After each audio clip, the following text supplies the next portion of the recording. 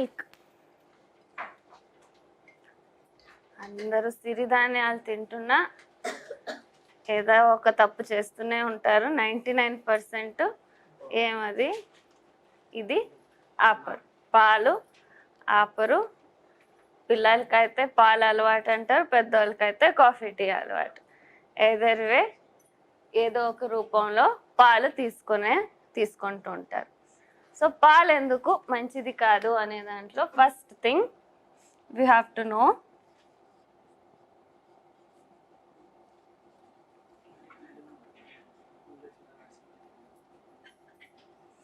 A1 milk and A2 milk. So ఏది మంచిది? A2. ఏది మంచిది కాదు? కరెక్ట్గా చెప్తున్నాను. Okay. So in both of them if you have to choose, A2 milk is better than A1 milk. ఎందుకు? So all proteins are chain of amino acid chain. Proteins are chain of amino acid. So A1 మిల్క్కి A2 మిల్క్కి తేడా ఏంటంటే ఒక amino acid. The only difference entire చైన్లో only one amino acid is different. అది proline is there,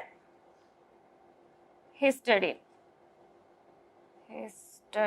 ఇది replace అయిపోతుంది. దానివల్ల ఏమవుతుంది, A1 మిల్క్లో when you ingest it inside, after it goes into your body, it gets divided in a place and forms an opioid like substance.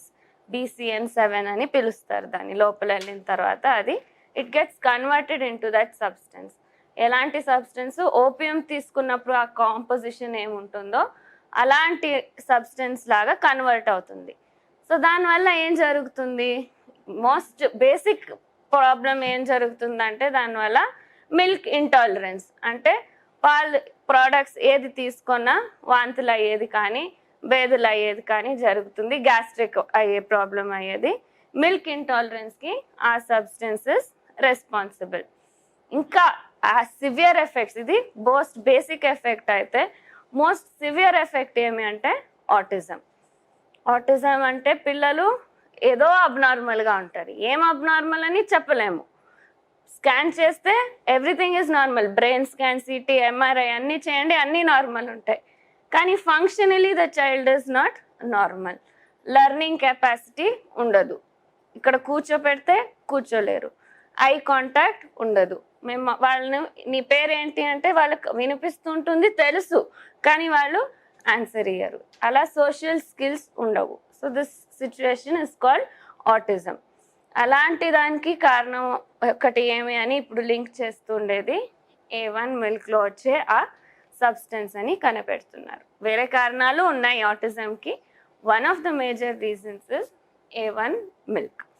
So A1 milk ఎక్కడి నుంచి వస్తుంది? మన jersey cows ఏది ఉన్నాయో ముందు, if you go back several years back, all cows used to produce A2 milk. But because of a small gene mutation, many cows have now become A1 milk producing cows. So all Jersey cows don't produce A1 milk only, but a test is so expensive to differentiate which cow produce. A gene test cheyalante it is so expensive that it is not possible to test between A1 and A2 milk. Chala expensive test adi. కానీ ఒకటి ఖచ్చితంగా చెప్పచ్చు, మన దేశీ cows ఏది ఉన్నాయో Indian varieties, Indian breeds అవన్నీ A2 milk produce చేస్తాయి. So now we have eliminated A1 milk మంచిది కాదు, అది వాడకూడదని. సో ఇప్పుడు మీకు ప్యాకెట్లో దొరికేది, మార్కెట్లో దొరికేది 99% everything is A1 milk. So now we have said A1 milk is not good. is causing gastric problem, indigestion, milk intolerance, autism పిల్లలకి వచ్చేదానికి ఒక కారణం. సో A1 మిల్క్ని ఎలిమినేట్ చేసేసాం. Next question comes, A2 milk తీసుకోవచ్చా అనే క్వశ్చన్ వస్తుంది అందరికీ. ఎంతమందికి ఆవు దగ్గర ఉండి దాని నుంచి డైరెక్ట్గా మీరు ప్లాస్టిక్ తగలకుండా A2 మిల్క్ దొరుకుతుంది? Very few. ఎవరో విలేజెస్లో ఉండి మీదే ఆవు ఉంది అంటే you have that lack of getting such good milk. So ఏం చేయొచ్చు మీకు దానికి ఆల్టర్నేటివ్ అంటే A1 మిల్క్ దొరికిన ప్లాస్టిక్లో కాకుండా మీకు ఇంటి దగ్గర దొరికితే దాన్ని పెరుగుగా చేసుకొని వాడండి అని చెప్తాం. What happens when you make మిల్క్ని కర్డ్గా కన్వర్ట్ చేసినప్పుడు లాక్టోబాసిలస్ ఉండేది which acts on the inside the milk. It has the capacity to, ఇప్పుడు ఎవరైనా చనిపోతే భూమిలో వేస్తే how after 10-15 days there is decomposition. After 2-3 months చూస్తే అక్కడ ఏం ఉండదు, ఓన్లీ skeleton ఉంటుంది. What happened to the body? Bacteria have acted on it and degraded it. అలాగే lactobacillus has the capacity to act on the chemicals which is present in the milk, and దాంట్లో ఉండే మంచి గుణాలు మాత్రమే మీకు దొరుకుతాయి. 99% చెడ్డ అంశాలు లాక్టోబాసిలే తీసేసి ఉంటాయి. సో అందుకే అందరూ అంటారు మీరు పెరుగు ఓకే అంటారు, పాలు వద్దంటారు, ఎలా అని. So this is the reason. Lactobacillus has done the job of removing the bad things and giving you the good things. Adi A2 milk de aithe inka manchidi, best ideally. A1 milk I will not suggest for anyone. So but meeku inkem vidhi ledante deenni peruguga teeskondi, paaluga evaru teeskokandi.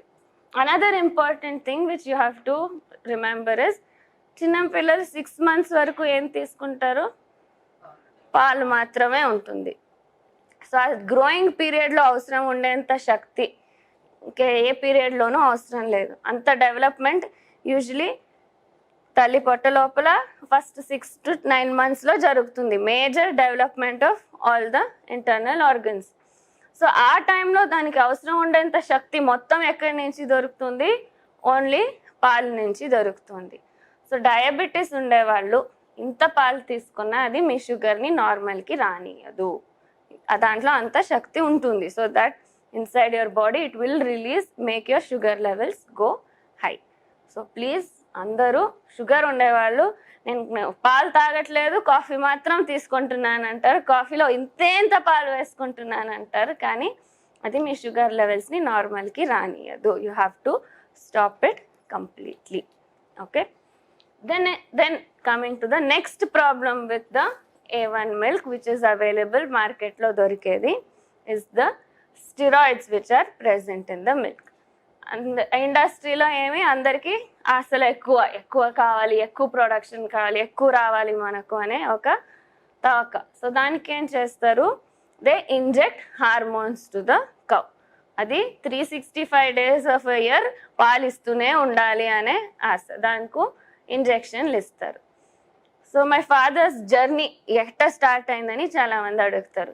ఈ డైరెక్షన్లో ఎలా తెలిసింది, ఎలా interest వచ్చింది, సిరిధాన్యాల గురించి, food గురించి, correct ఏమేమి తినకూడదు ఏం తినాలని ఎలా వచ్చింది అని స్టార్ట్ అయ్యింది ఎప్పుడు అంటే when he was in US 86-87లో యుఎస్కి వెళ్ళినప్పుడు.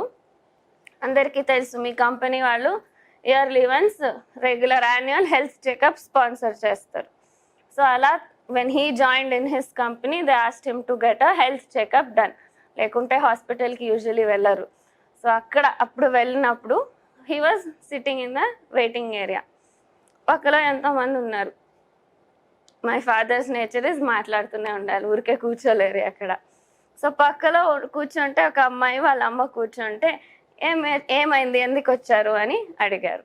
సో వాళ్ళ అమ్మ ఏం చెప్పింది, పాప looked around 6 to 8 years old, పాప అంతే చిన్న పాపనే, ఇంకా ఏమి పెద్ద పాప కాదు చూసేదానికి. సో ఏమైంది అంటే అమ్మాయికి బ్లీడింగ్ ఆగట్లేదు అని చెప్పింది. ఏం బ్లీడింగ్ అప్ప అని అప్పుడు అనుకోలేదు. he didn't even think it's possible it can be menstrual bleeding అని, ఏదో వేరే బ్లీడింగ్ అనుకున్నా. తర్వాత వాళ్ళ అమ్మనే ఎక్స్ప్లెయిన్ చేసింది, ఆల్రెడీ 4-5 months నుంచి పీరియడ్స్ వస్తున్నాయి, పీరియడ్స్ వస్తే బ్లీడింగ్ ఆగట్లేదు, కంటిన్యూస్ బ్లీడింగ్ అవుతుంది, ఏం మందులు వాడినా ఆగట్లేదు అది, అలాంటి పరిస్థితిలోనూ అందుకే డాక్టర్ దగ్గర వచ్చాము అని. సో అప్పుడు అనిపించింది ఏం జరుగుతుంది ఇక్కడ మన దేశంలో. అప్పుడు 86-87 టైంలో ఇండియాలో ఇంకా అమ్మాయిలకి మెనార్కి వచ్చేది ఏజ్ యూస్ టు బి 15-16-17లో వస్తుండింది. ఇక్కడైతే అమ్మాయి 6 or 7 or 8 years ఉంది, అప్పటికే మెన్స్ట్రేషన్ స్టార్ట్ అయింది, అది ఆగకుండా ఉండే ప్రాబ్లం ఉంది అని.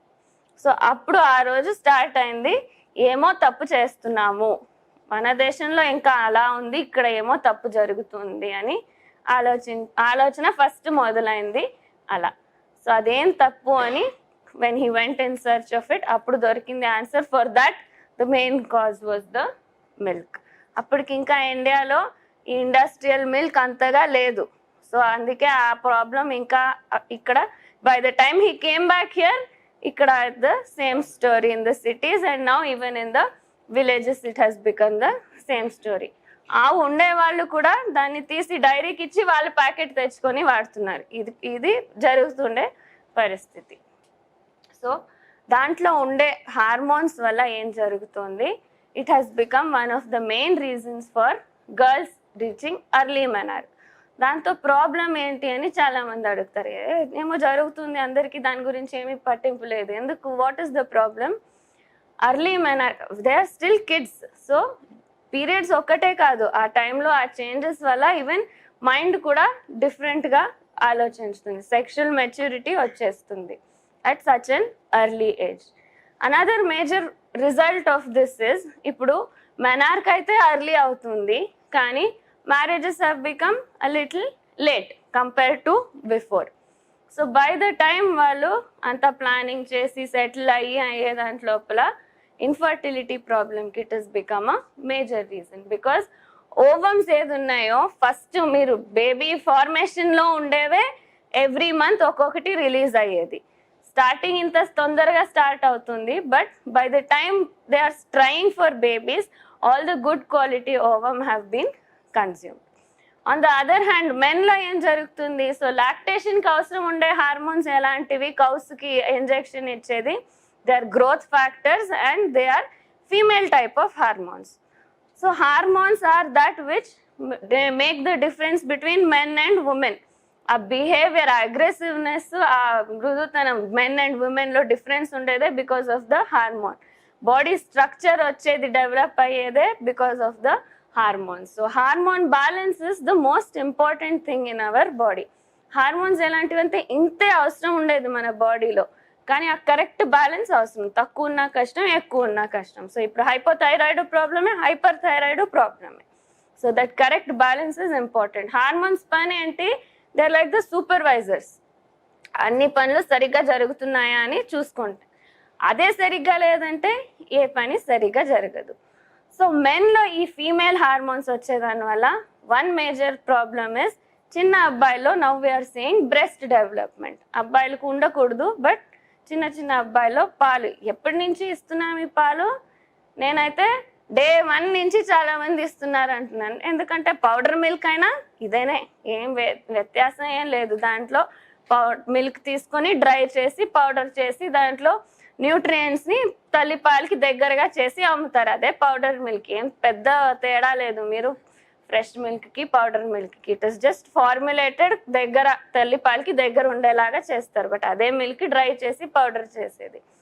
సో తల్లికి పాలు రావట్లేదని ఫస్ట్ డే నుంచి ఇస్తున్నారు, లేకుంటే 6 months నుంచి ఇంకా 4 months అయిందా mothers want to leave the baby, go to work, అప్పటి నుంచి బాటిల్ పెట్టి పోతుంటారు. ఇంకా లైఫ్ మొత్తం పిల్లలు ఇంకా 16-17 అయినా రోజు పాలు తాగుతూనే ఉంటారు.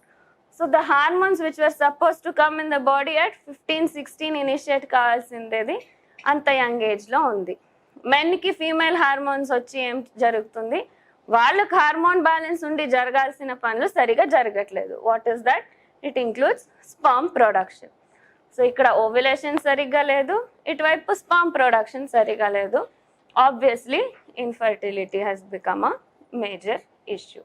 అదర్ ప్రాబ్లమ్స్ ఏమి అంటే, స్టిరాయిడ్ హార్మోన్స్ ఉండేదాని వల్ల మీ ఇమ్యూనిటీ తగ్గుతూ వస్తుంది.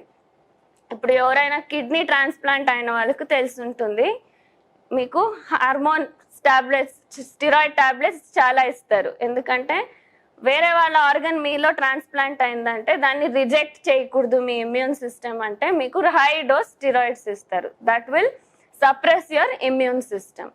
So what does too much steroids do in your body? It will suppress your immunity. So ఈ మిల్క్ ద్వారా వస్తుండే స్టిరాయిడ్స్, మీట్ ద్వారా వస్తుండే స్టిరాయిడ్స్ వల్ల పిల్లల ఇమ్యూనిటీ తగ్గుతూ పోతుంది. స్కూల్కి పంపిస్తే భయం, వెనక్కి వచ్చేంత లోపల జలుబు రావచ్చు, జ్వరం రావచ్చు. పక్కలో ఏ పిల్లకున్నా you are sure that your kid is going to get the cold or cough. ఎందుకు వాళ్ళకి immunity లేదు. So this has another major outcome of imbalance of hormones in the body. So because of this, we are asking everyone, please avoid milk. A2 milk అయినా ఇప్పుడు ఏం చేస్తున్నారు, దీనికి కూడా injections ఇస్తున్నారు. And on top of that conceive అవ్వాలంటే ఏమవుతుంది, ఈ కౌ పిల్లలు పుడితేనే కౌకి దానికి మిల్క్ వచ్చేది. సో దానికి ఏం చేస్తారు, ఇంజెక్షన్స్ ఇస్తారు.